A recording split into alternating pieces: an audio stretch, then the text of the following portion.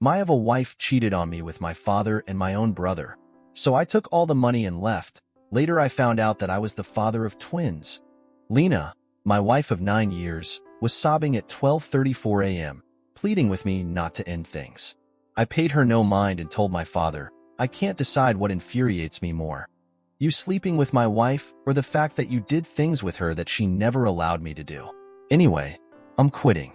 You'll need to change the company sign from Thompson & Sons to just Thompson.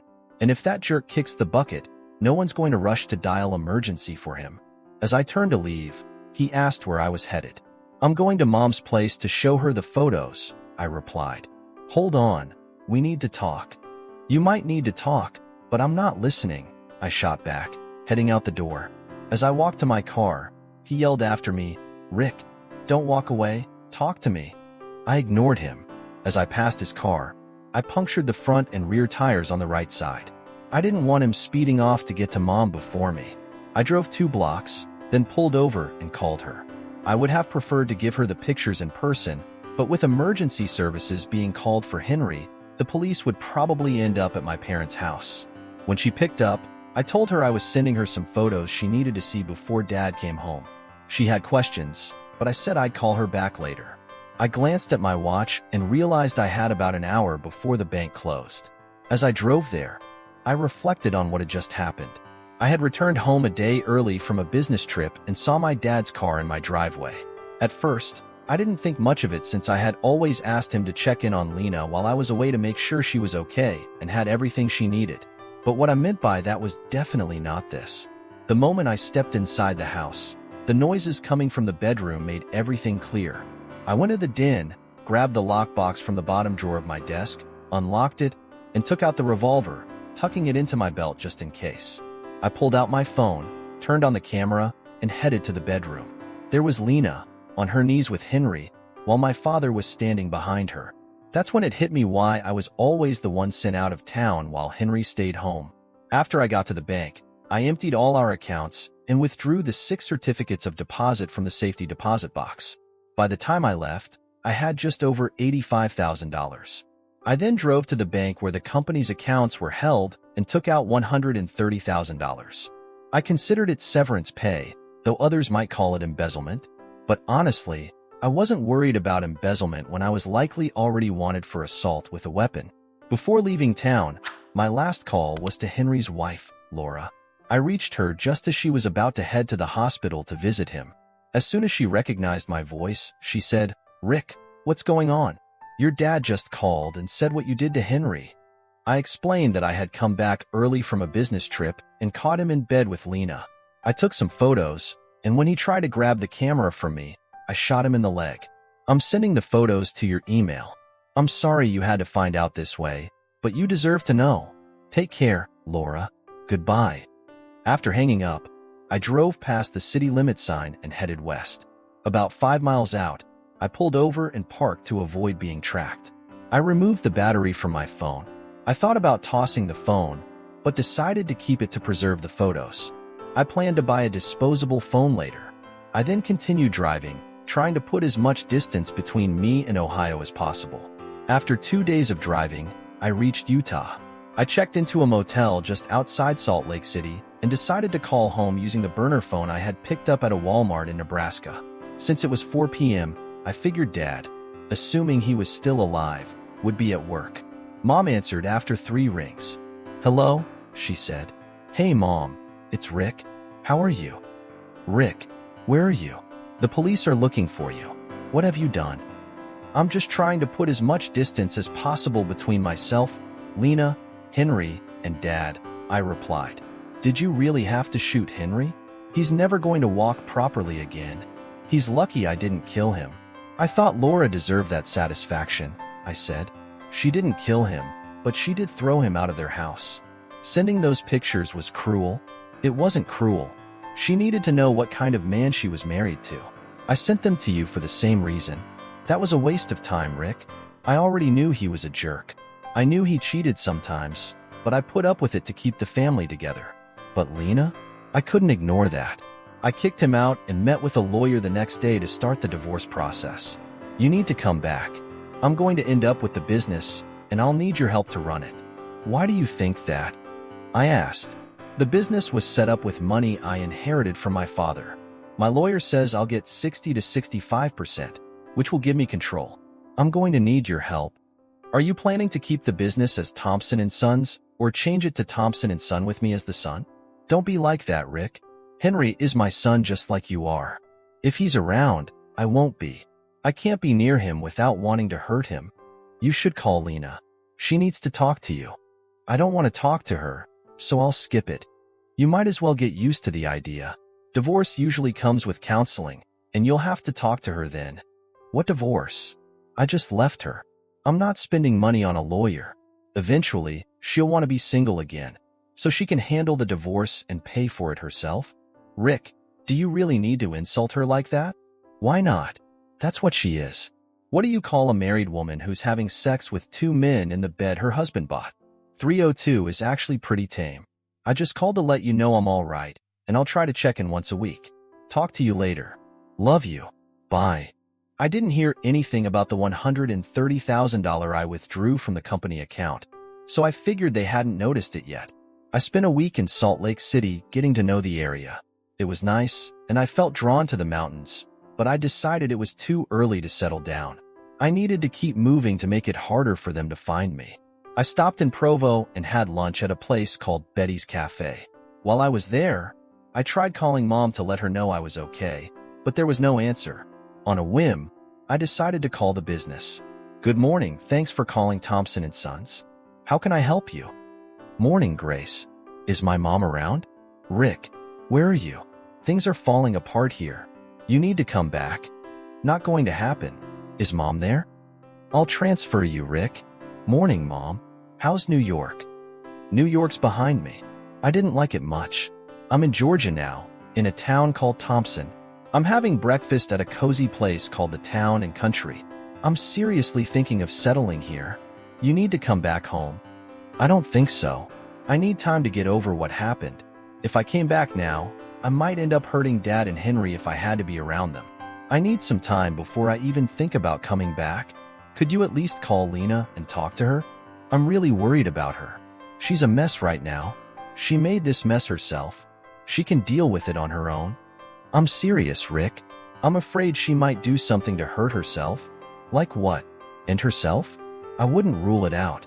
From my perspective, it might be quicker and cheaper than a divorce. That's really harsh. Harsh? Try coming home from a business trip and finding your wife in bed with 2 men doing things with them that she'd never do with you. She's lucky I didn't kill her after what I did to Henry. She's dead to me, and I'd appreciate it if you never bring her up again. Rick, I didn't raise you to be this cold. Mom, have you forgotten who those 2 men were? I'll call you later. I hung up and nearly threw my phone against the wall. I couldn't believe she was still pushing me to deal with Lena, given everything that had happened. I drove out of Provo and headed south on I-15. I didn't have a clear destination in mind, but I figured just driving was fine for now. Around 2 p.m., I pulled into a truck stop to get some gas and grab a bite to eat. After filling up, I parked toward the back of the lot. Just as I was about to get out of the car, I heard a tap on my window. I looked over and saw a young woman standing there. I rolled down the window and asked, "What's up?" She glanced around nervously and wouldn't meet my eyes. It seemed like she was struggling to find the courage to speak. As I looked her over, I noticed she was quite attractive, probably in her early 20s. Finally, she found her words and said, "This is really hard for me, but I'm starving. I haven't eaten in 2 days, and I'm in pain. I'll give you a BJ for $20 so I can get some food." It was clear she wasn't a professional since she only asked for $20. I started to roll up the window, seeing the disappointment on her face, but then I got out of the car and invited her inside for something to eat. Her name was Mandy Patterson. We didn't talk much until we were seated in a booth. I asked her why she was trying to get a meal. Before she could answer, the waitress came over, and Mandy ordered a burger and fries.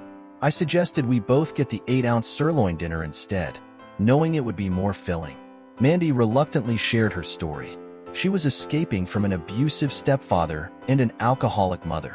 Her stepfather had threatened her, and her mother was too drunk or high to care.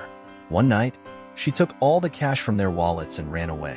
She planned to go to Dallas where her sister lived but fell asleep on the bus to Salt Lake City. When she woke up, her purse was gone, leaving her stranded. She explained that her stepfather didn't act on his threats to avoid being arrested for having sex with a minor. Mandy had just turned 18 the day she left.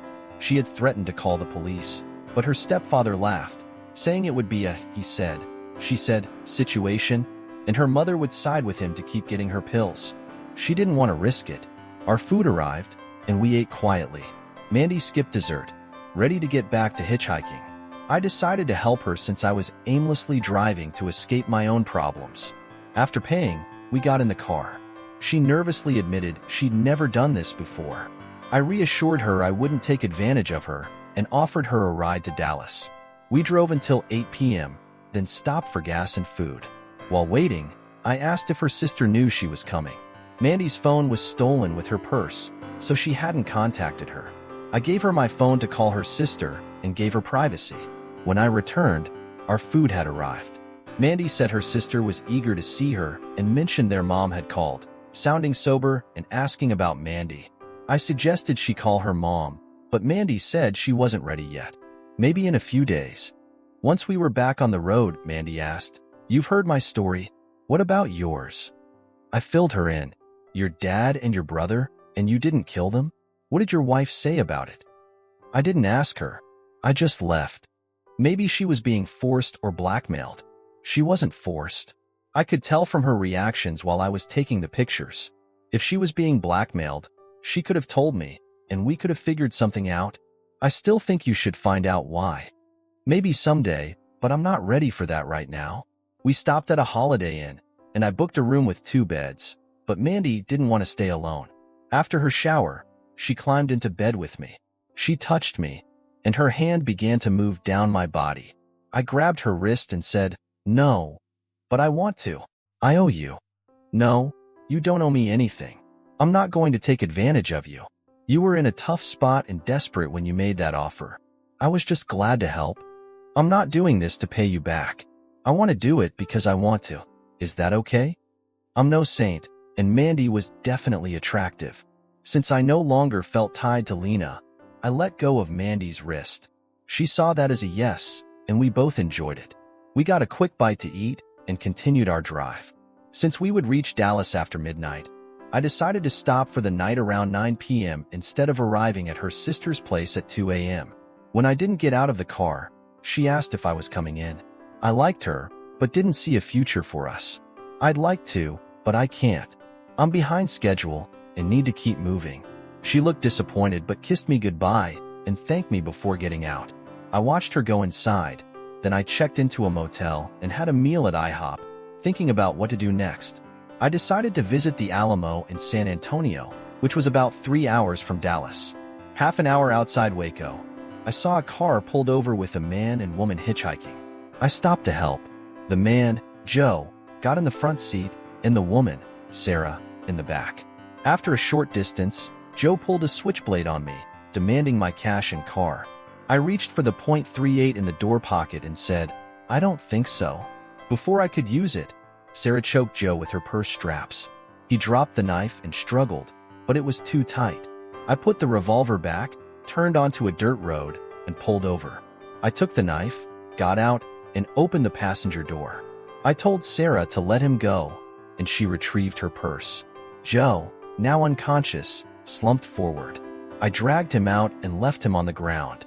I checked Joe's pulse and saw that he was still alive. I undressed him, rolled him into the ditch beside the road, and tossed his clothes into the car's trunk. I then asked Sarah if she wanted to sit in the front seat. "You're not going to leave me here?" she asked. "Why would I do that?" "I'm not sure. Maybe because I was with him. Even if you were, you helped me. So why would I abandon you?" She shrugged and moved up front with me. I made a U-turn, turned left at the corner, and we headed toward San Antonio. Once we were driving, I asked, "So, you weren't involved with him?" I'd only known him for about an hour. My car broke down, and he stopped to offer me a ride. He turned out to be a real jerk and thought I should pay him back with sex. I was planning to go along with him until he stopped for food or gas, and then I'd leave him. When he started threatening me, I knew I had to act, which is why I used the purse straps. An hour ago? Why didn't he drop you off in Austin so you could arrange a tow and repair for your car? It wasn't my car, and I didn't care what happened to it. I raised an eyebrow at that, and she explained, "It's my husband's company car. I'm sure he's either reported it stolen or will soon." My plan was to leave it at the San Antonio airport and fly to San Diego. Seeing my reaction, she added, "I should probably tell the whole story. I caught my husband cheating on me. To get back at him, I slept with his brother and told him about it. I said we were even, and he could either stop cheating, or I'd continue hooking up with guys every time he did. He called me a 302 and said it was fine for men to cheat, but not for married women." Did he actually say that?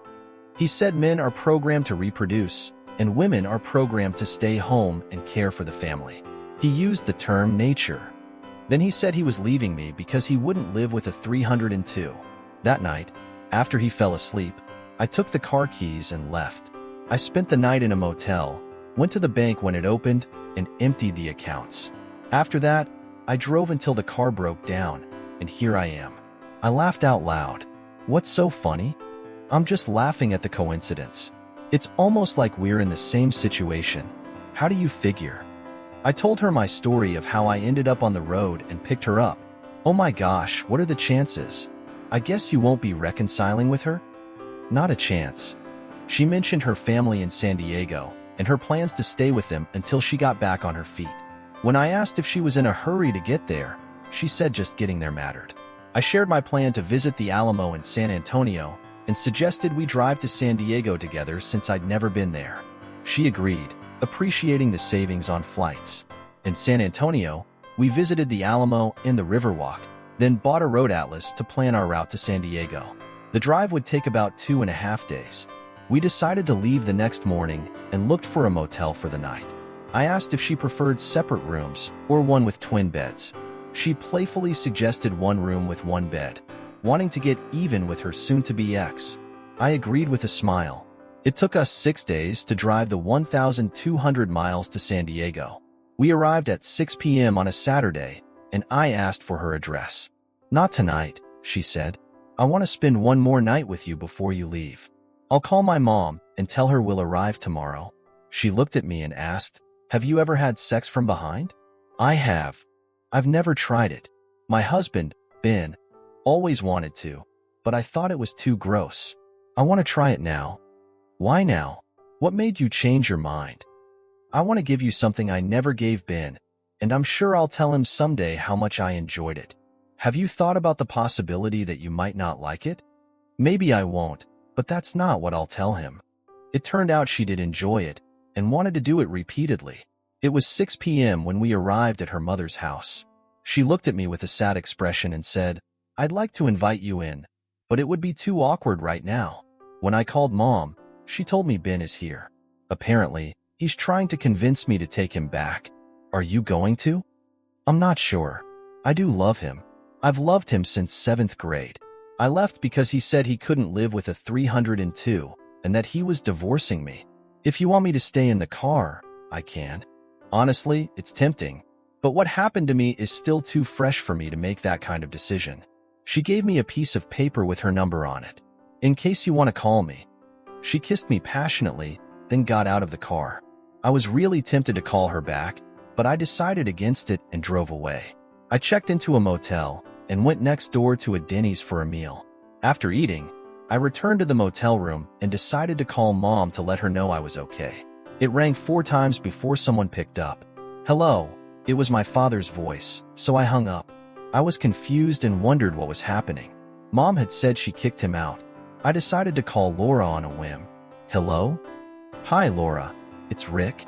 "Rick, where are you?" "I'm in Thompson, Georgia. I'm calling to get an update on what's going on back home." I tried to call Mom, but my dad answered. "Last I heard, she had kicked him out." "She did. Your dad wanted to collect his things from the house and garage, so Mom gave him the weekend to do it. She's staying with your Aunt Harriet for now. How are things going for you?" "I hired a lawyer and filed for divorce. Henry said he's going to fight it, but I told him to go ahead and waste his money. I told him he might delay it, but he couldn't stop it." "Did you know he and your dad moved in with Lena after your mom and I kicked them out?" "I didn't know, But I don't care either.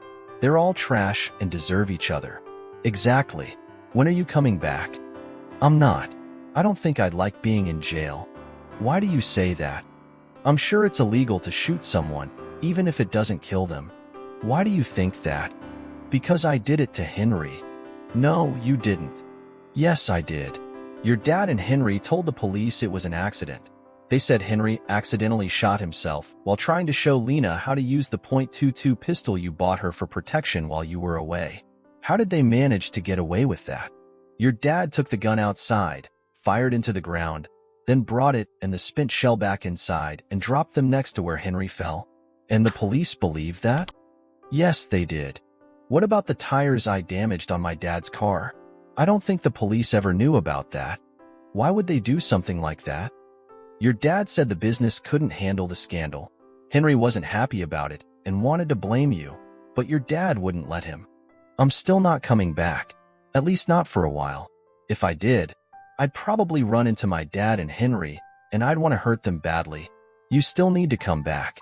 Your mom needs you, Rick. She needs help with the business. She doesn't need me. She's got Henry. Henry is useless. Now that your dad isn't around to cover for him, it's clear he can't do anything. But I bet you already knew that. She was right. I knew Henry was useless, but he was family, and it was my dad's company. If my dad didn't care, why should I? I asked her, "How are you doing? Everything okay?" She answered, "That's a silly question. You know how I am. You're probably dealing with the same stuff I am." I said, "I'm sorry for dumping all this on you. I'm actually glad you did. We were talking about having a baby. If I had a child and then found out what Henry was doing, I'd end up as a single mother. You saved me from that." I told her I'd stay in touch, and after hanging up, I thought about what she said. It didn't match what I heard from my mom. Mom said Lena was desperate to talk to me and nearly killed herself. Laura's version was different. How could she be desperate to reach me but still let those two losers move in with her? I shook my head. Unbelievable. The next morning, shouting outside woke me up. I saw a man shove a woman to the ground before speeding away. I went outside to help her, and she explained she had nowhere to go as they had already checked out and she only had $40 left. I offered her to wait in my room, but she said she was in big trouble with no way to get home to St. Louis, Missouri. Realizing I could help, I told her I was heading to Minneapolis and offered her a ride. She was initially skeptical, questioning my intentions. I reassured her by suggesting she take down my driver's license and license plate information to give to someone for safety. She asked if I planned to make any moves on her, and I promised I wouldn't pursue her but wouldn't resist if she made a move. She agreed and pinky swore on it. As we prepared to leave, she said her name was Sarah. She was 31, married with no children, and worked as an office manager for a legal firm in St. Louis. "Was that your husband who left you?" "Yes, it was." "Before we head out, are you sure he won't come back for you?" His last words to me were, "Screw you," which, even if he did come back, I'm glad to be leaving. One of the perks of working at the law firm is a discount on legal services. I'll be talking to them about a divorce as soon as I get back. I was curious, but I decided not to pry. I figured I'd learn all about it during the long drive. The map said it was about 2,000 miles. Then, of course, she wanted to hear my story, and I told her. Interestingly, her reaction was just like Sarah's. "Your father and your brother, and you didn't kill them?" I didn't think it was worth going to prison or getting the death penalty for that. Makes sense. You're going to divorce her, right? I haven't decided yet. Are you seriously considering getting back with her? Oh no, definitely not. I can't decide between getting a divorce or just walking away. Eventually, she'll want a divorce, so I might as well let her deal with it. In the meantime, I won't be paying alimony or splitting anything with her. By then, we had finished eating. I paid the bill, and we hit the road. Once we were on the interstate, I asked if she was in a hurry to get home. Why do you ask? It could affect how I drive. I usually drive about 600 miles a day at an average speed of 70 miles per hour. That means about 10 hours of driving each day. Since it's almost 2,000 miles, it would take us about 3 days. If you need to be home sooner, I'll need to drive faster. She thought for a moment and said, 3 days works for me. 4 or 5 wouldn't be a problem either. Sarah pulled out a book and started reading while I hummed along to the oldies on the radio, thinking about what I'd need to do when I finally went home. After 2 hours, she put her book down and started sharing her story.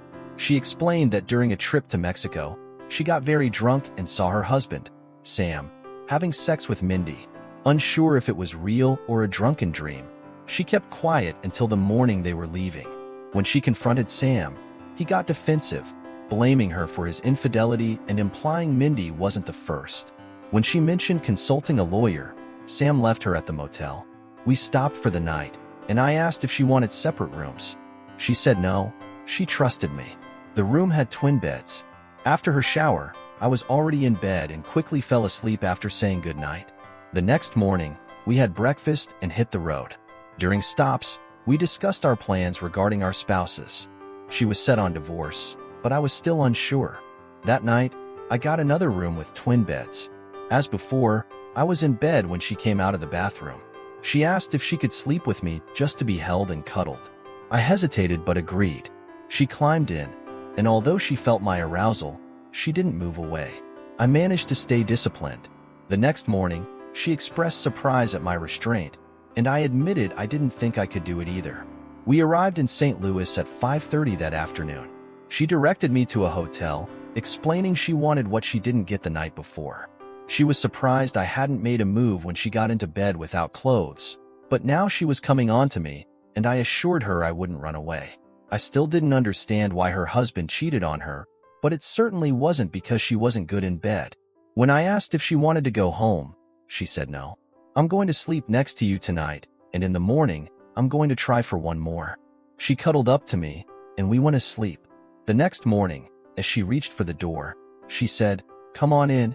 I don't think I should. Why not? I'm not good with confrontations. Confrontations with your husband? Oh no, this is my sister's house. Sam won't be here. My sister can't stand him, and he knows it. I went inside with Sarah and met her sister, Melissa, Melissa's daughter, and her daughter's boyfriend. Sarah recounted what happened in Mexico and San Diego, and Melissa remarked on her dislike for Sam.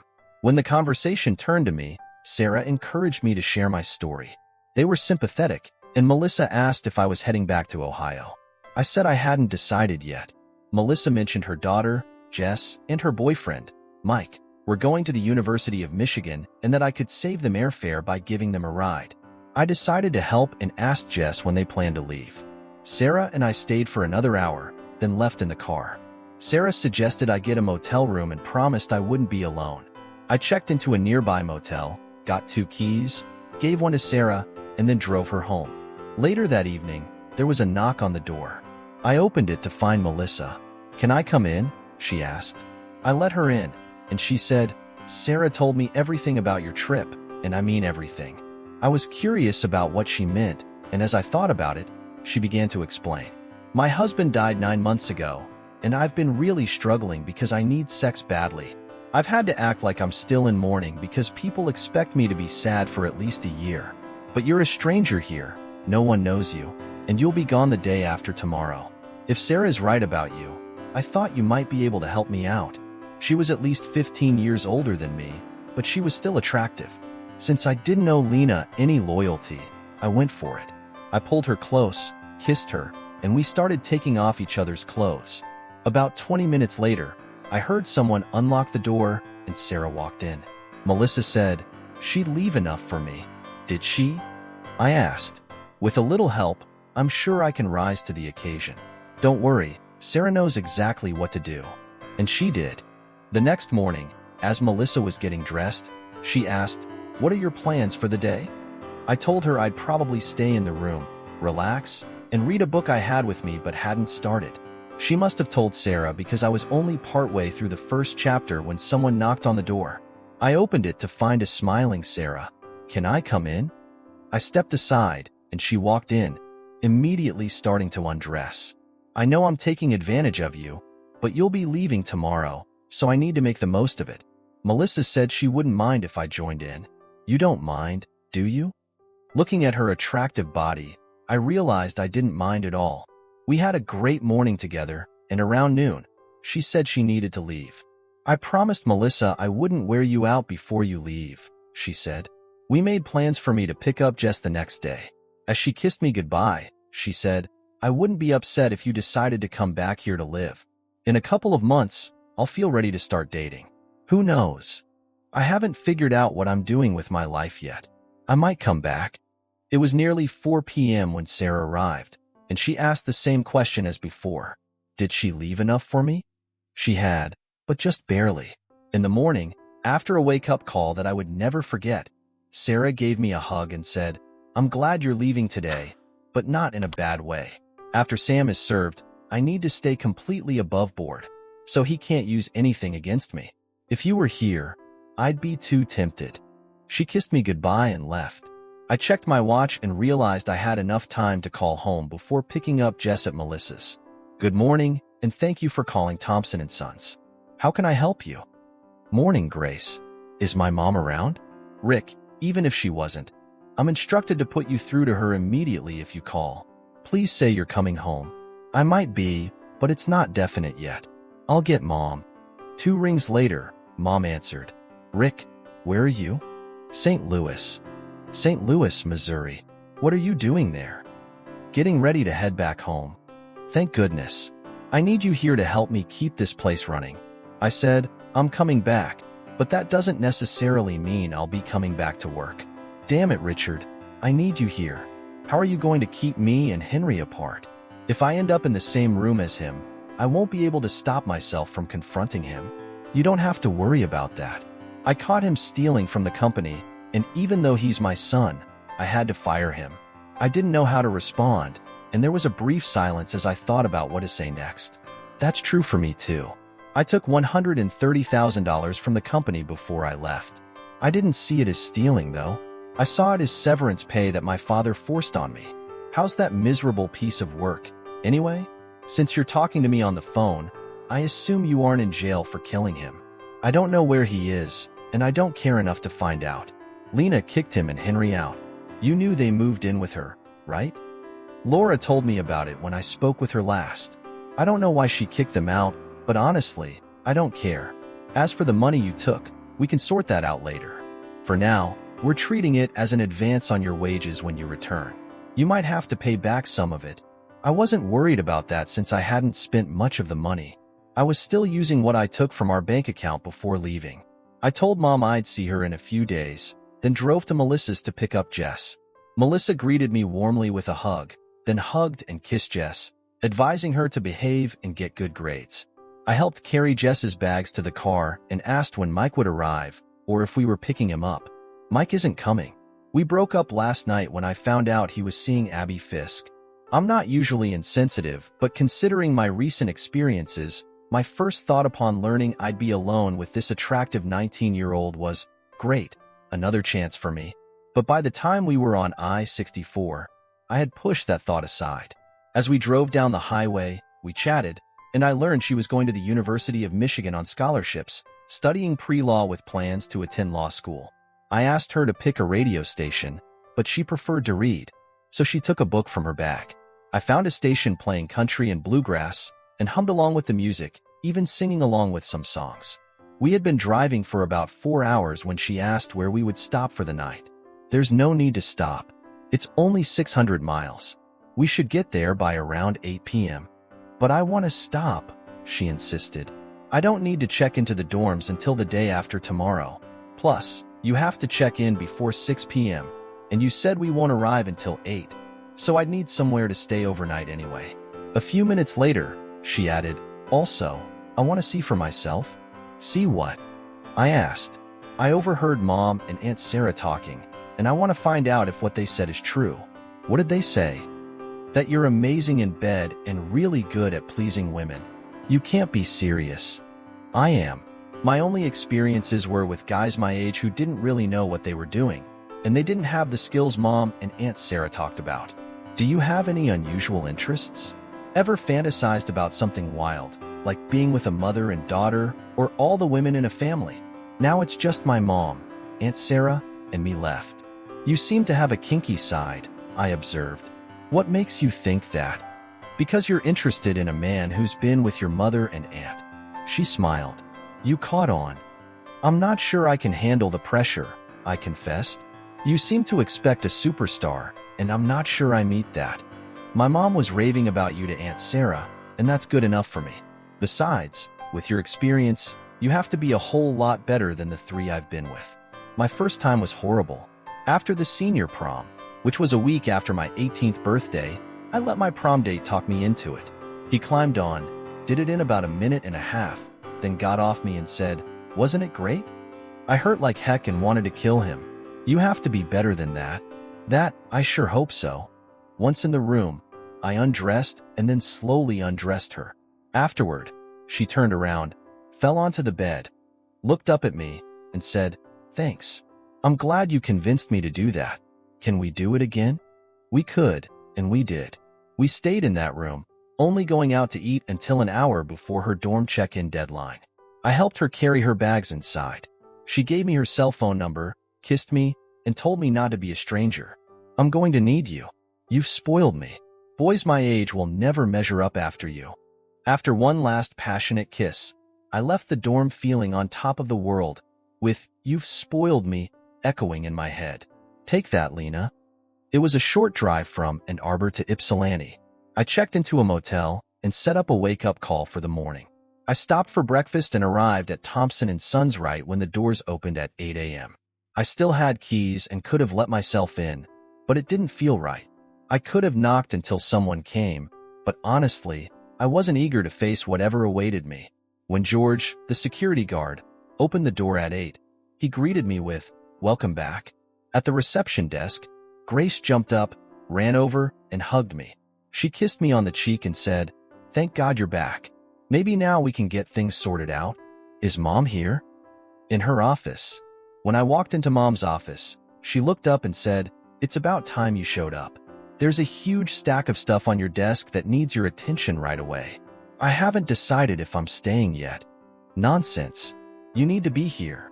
You can't solve your problems by running away. You're needed here, so this is where you should be. Now get to work. We can talk at lunch." She was right, so I decided not to fight it. It wasn't actually a foot high, but it was a big stack, so I started working through it. Around 12:30, Mom came by and said it was time for lunch. We went to a nearby cafe, and after we'd ordered, Mom asked if I'd been home yet. I told her no. I stayed at a motel last night. "Why didn't you just go home?" "Because Lena is there. You're going to have to face her eventually, so why not do it now? Why are you so eager for me to deal with her? Given what she did with your husband, you should want her to suffer, but here you are, worried about her hurting herself and pushing me to be involved with someone I'd like to strangle. It might not make sense to you, but I want my Richard back, and that won't happen until you sort out this mess. To do that, you need answers to your questions to get closure." "What questions?" "Like, why did she do it? What might I have done to cause it? How long did it go on? Were your father and brother the only ones?" There might be more questions, but you need to resolve them to move on. I knew she was right, but even though I had questions, did I really want to know the answers? Was it because I wasn't satisfying Lena in bed? My experiences with Mandy, Sarah, Melissa, and Jess made me think I was pretty good, but was I with Lena? And why, of all people, my father and brother? I went back to work and made a lot of progress on the stack of papers. At 5:30, I left work and got into my car. As I approached the exit and stopped to check if it was clear, I asked myself, head to the motel or go home? I took a deep breath and turned left. Lena's car was in the garage, so I knew she was home. I sat in my car, staring at the house, trying to gather the courage to go inside. Finally, I said to myself, "Just do it, Rick." And I got out and walked up to the front steps. As I reached for the door handle, the door swung open and Lena was standing there. She immediately threw herself at me, crying, "You're okay. Thank God you're okay," while hugging me tightly. I was so taken aback by her reaction that I just stood there for a moment, but then I shook it off and pushed her away. As I moved her aside, I walked past her into the house. She followed me, crying, "Why did you push me away? I love you." I turned to face her. "You love me, but you slept with my father and brother. I can't imagine what you'd do if you hated me. You don't understand. I had to do it." "You had to do it? I need to hear this." Go sit at the kitchen table while I pour myself a strong drink. I'll need it to handle whatever nonsense you're about to give me." With the whiskey on the rocks in hand, I joined her at the table. I sat down and said, "I didn't really want to be here, but Mom convinced me I had to face you." I took a sip of my drink and said, "Go ahead, Lena. Tell me. Do you remember Jenny's birthday party? The one you missed because you were out of town?" "I remember. You told me to go even if I couldn't. So I went. Laura was with her sick mother, so Henry was there alone. When he saw I was by myself, he started following me around. He decided to be my watchdog for the night. He wasn't very good at it. Someone there, probably Henry, noticed I was alone and spiked one of my drinks with some kind of date rape drug. My watchdog didn't see what happened, but he noticed I was disoriented and figured something was wrong. Henry thought it was Mark Foster because he saw Mark hanging around me a lot. Henry got me out of there and took me home. I can't be sure if that's exactly how it went because by then, I was pretty out of it. I only know what Henry told me the next day. Once he got me home, he took off my clothes and put me to bed. Then he undressed and climbed in with me. He said he couldn't resist. He had always wanted me and saw a chance to do it without me knowing. I'd wake up the next morning with some idea that something had happened, but no clear memory of how or who did it. I later learned that date rape drugs affect your body differently from your mind. Even if your brain is out of it, your body's senses are still active. As you come out of the drug's effects, you're already deep into the act and feeling everything intensely, just like you would with regular sex. You know how I become completely uninhibited when I'm close to or reaching orgasm. That's where I was when I started coming back to my senses. I was lying there, begging for more intensity and speed, not even realizing it was Henry. That's when your dad showed up. He was doing his usual check-in on me while you were away. He walked in, saw what was happening, and started taking pictures with his phone. I didn't even know he was there at the time. He took several pictures and got in bed with me. When Henry finished and got off, your dad took his place. After your dad finished, Henry was ready again and took over. It was during Henry's second turn that I started realizing who was with me, but by then, I was so out of it that it didn't matter who it was as long as I was getting off. I don't know how many times they had sex with me before they got dressed and left, but it left me exhausted and I fell asleep. That afternoon, Henry came over and begged me not to tell you or Laura about what he had done. While he was there, your dad showed up and said he was back for more. When I told him to leave, he laughed and showed me the pictures he had taken. He said if I treated him well, you would never see those photos. I couldn't let you see them because they didn't show someone being forced. They showed a woman who looked like she loved every minute of it. I later realized I should have told both of them to leave and trusted you to believe me, but that's easy to say in hindsight. How many times did this happen? I asked. Every time you went on a trip, Lena admitted. I stared at her for a few seconds before saying, Jenny's birthday party was 7 months ago, and I've been away on more than a dozen trips since then. I counted in my head and said, 9 trips, including the one during Jenny's birthday. She looked away, and suddenly I knew. That's nonsense, Lena. You kept doing it because you enjoyed it. You wouldn't let me do it because you thought it was disgusting, but you liked it and didn't want it to end. That's why you didn't come to me and tell me what happened, hoping I would believe you. She looked at me with an expression I had never seen before and said, No, I didn't just like it. I loved it. I wanted even more than I was getting, but I couldn't risk it while you were around. I honestly thought if I only did it when you were away, you'd never find out. I enjoyed it a lot, but I love you and didn't want to lose you. Were Henry and my dad the only ones? I asked, feeling a sickening knot tighten in my stomach. No, Lena replied quietly. Your dad brought 3 other guys with him 3 times. Wow, I muttered. This just keeps getting worse. You were involved in group sex. You slept with 9 different guys, and I bet you enjoyed that too. I did, she said, her voice barely audible. But it wasn't 9 different guys. It was the same 3 each time. Do I know any of them? I asked, dreading the answer.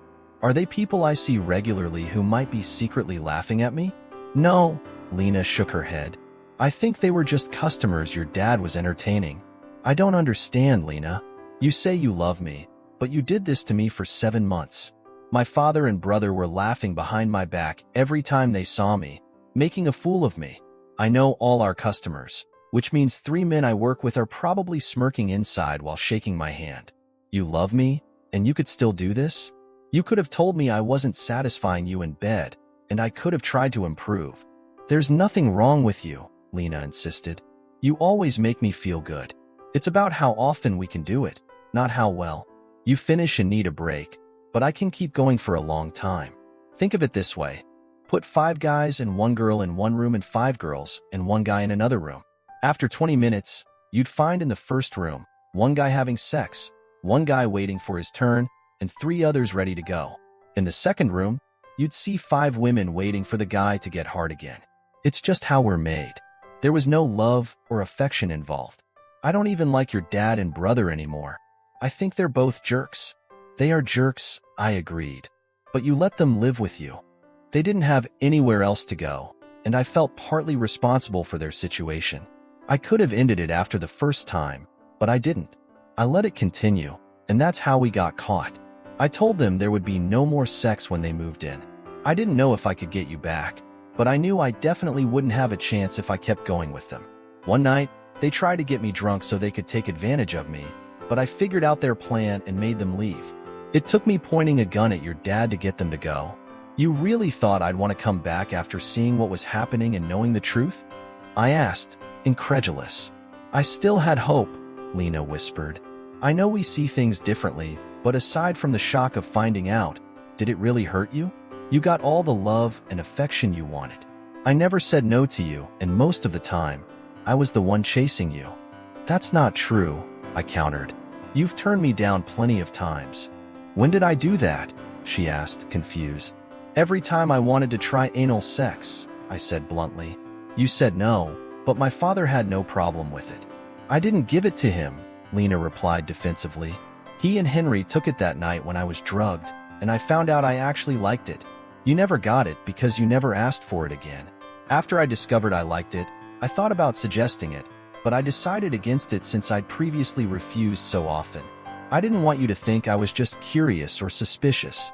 I figured I'd wait until you asked again, and then I'd agree to try it, but you never asked. She paused for a moment, then said, since we're talking about it, maybe it could be a great welcome home gift. Maybe if I were coming home, I said, but that's not likely. Her face fell as she asked, why not? Why would I stay with someone I know I can't satisfy? Why would I stay with someone who always wants or needs multiple partners? I questioned, my voice rising with anger. I never said that, Lena protested. You've always satisfied me, always. I don't need more than what you can give me. Yes, I discovered I liked more, but I don't need it. What I need is you. Even if you want to get back at me, go find someone else, but please come back to me. I thought about my travels and the women I had been with, but I stayed quiet. I admit I was tempted by her offer, but I never acted on it. Just then, the front door slammed open, and my brother Henry limped into the room, using a cane. He had a Colt in his other hand. I've been waiting for you to come back, you bastard, he snarled. I'm going to take out both your knees and see how you like it. I'm your blood, for crying out loud. How could you do this to me?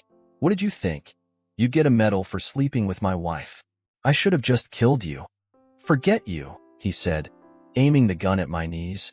No, Lena screamed, throwing herself between me and Henry just as he fired. I'm not sure who was more shocked, Henry or me, but I reacted first. I tackled him, causing him to drop the gun. I hit him 3 times in the face, knocking him to the floor. I grabbed the Colt and hit him in the head with it, then turned to Lena, who was on the floor, bleeding. I called 911 and ran into the kitchen for a towel. I knelt beside her, trying to stop the bleeding. She looked up at me and whispered, "Don't leave me. Please don't leave me." The EMTs and police arrived, and they called for another ambulance for Henry. I guess I'd been a bit too rough. Henry kept waking up while I was trying to help Lena, so I had to hit him again with the gun to keep him down. I think I hit him 6 times. It was a close call. A wife bleeding on the floor, a messed up brother, and me standing there unharmed. I spent an hour talking to the police, but they accepted my version of events. It helped that I had recorded everything on my phone. As I approached the front steps, they had just left when I got the call. Lena had died in the ambulance on the way to the hospital. I was devastated. Lena's actions showed me how much she really cared for me. If she had survived, I probably, no, almost certainly, would have given our marriage another chance. The whole incident made the news, and about a week later, I came home from work to find Jess waiting for me on the front porch steps. She stood up and greeted me with a hug. "How are you holding up?" "Just barely," I replied. "What brings you here?" "I saw what Mom went through after losing Dad. She needed something to hold on to. I thought you might need someone now too. We had something really special, so I thought I could step in and help." It lasted 5 months before she told me it was over. She had met someone new, felt a strong connection, and decided she had to move on. Henry's trial didn't start until nearly 8 months later. He tried to argue it was an accident and he never meant to hurt anyone, but no one bought it, and he was sentenced to 20 years to life. On the day he was sentenced, Laura called me and asked for a favor. She wanted me to sleep with her so she could tell Henry. Laura was attractive, and I saw no reason not to help her. She wore me out, and the next day, she went to see Henry during visiting hours and told him what she had done. She didn't get the reaction she expected. Instead of getting angry and shouting at her, he just sat there and cried. A week later, she came to see me again. "I could use a friend with benefits," she said. "Do you know anyone who might be interested?" We were involved for another 4 months, but then she got a promotion at work and moved to Dallas. I was really sorry to see her go. I thought about going with her, but she talked me out of it. "I like you, Rick. I like you a lot, but I don't love you. I need to find someone I love and who loves me. I'm starting a new life in Dallas and hope to find what I need there." My father tried several times to reach out, but I refused to talk to him. When he died of a stroke, I went to his funeral and made a scene in front of about 15 people. I urinated into his grave as they lowered the coffin. Talking to my mom, I found out the names of 3 customers who were very close to my father. They might not have been the same ones he took to see Lena, and I might never be sure, but I decided they were the ones and made them pay in my own way. I didn't hurt them physically, but I messed with them financially. They were still customers, so I targeted them through the business. They ended up paying 2 to 4 cents more per unit than other customers, and they never got the same quantity discounts. It wasn't much of revenge, but mentally, I needed to do something. I know it was unfair to target them without being absolutely sure they were involved. It might have just been my imagination, but sometimes I thought I saw a smirk on their faces. Still, I'm human, and like most people, I felt a strong urge to get even. Even if I was wrong, my mental state was better for having done something rather than nothing. Let karma handle the rest. There was one unexpected outcome from all this. 10 months after returning home, I was sitting at home reading the financial section of the New York Times when my cell phone rang. "Hello? Rick, it's Mandy. Do you remember me?" "I do. My sister saved your number from when I used your phone to call her." "I remember well. My sister insisted that I call you. Believe me, I didn't really want to, but she thinks you have a right to know." "Know what?" "You're a father. You have twin sons." "Are you serious?" "Yes, I'm serious. You're the only man I've ever been with." There was a brief pause, and then she said, "I'm not asking for anything. I only called because Chris insisted it was the right thing to do." 36 hours later, I was knocking on the door of a house in Dallas, ready to start a new chapter in my life.